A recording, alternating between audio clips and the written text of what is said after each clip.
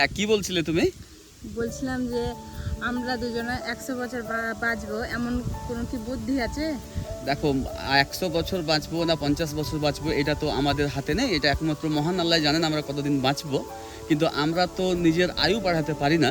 কিন্তু বিষয়টা 100 বছর আর 50 বছর বাঁচার নয়, বিষয়টা হচ্ছে আমরা যতদিনই বাঁচি না কেন আমরা আমাদের প্রিয় মানুষটিকে আমরা কতটুকু সময় দিচ্ছি, এটা ম্যাটার করে।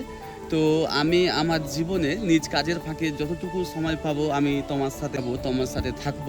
অনেকে আমাকে উপহাস করে যে বউকে নিয়ে বাজার যায়, বউকে নিয়ে চা খেতে যায়, বউকে নিয়ে ঘুরে বেড়ায় পাগলের মতো। তো তোমরা ঠিকই বলো, সত্যি আমি পাগল আমার বউয়ের, কারণ আমি ওকে খুব ভালোবাসি। ও আমাকে খুব ভালোবাসে। ও খুব ভালো, ও খুব খেয়াল রাখে আমার, কিন্তু ও একটা খুব মিথ্যে কথা বলে। সেই মিথ্যে কথাটা হলো যে ও বলে আমি নাকি হিরোর মতো দেখতে।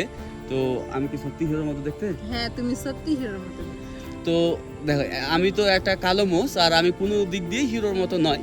তারপরেও যেহেতু ও আমার সাথে আছে, আর কেউ কাউকে পছন্দ না করলে আর হিরো মনে না করলে কেউ কারোর সাথে থাকে না।